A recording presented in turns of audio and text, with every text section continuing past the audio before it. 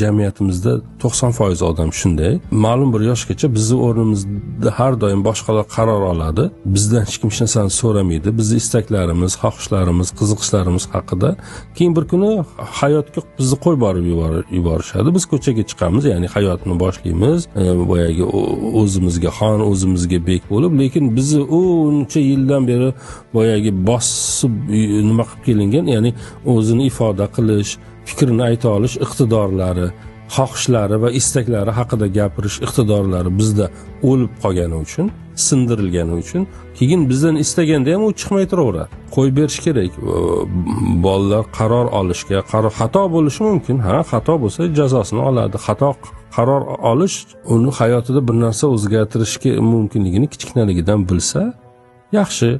Katta bo'lib noto'g'ri qarorlar olishni aqlini tanib hayotni boshlagandan keyin o'rganmasin-da, yoshligida o'rgansin, yoshligida xato qarorlar olsin. O'shaning uchun ularni hayotni tanishiga to'sqinlik qilmaslik kerak. Juda qattiq himoyalab olmaslik kerak.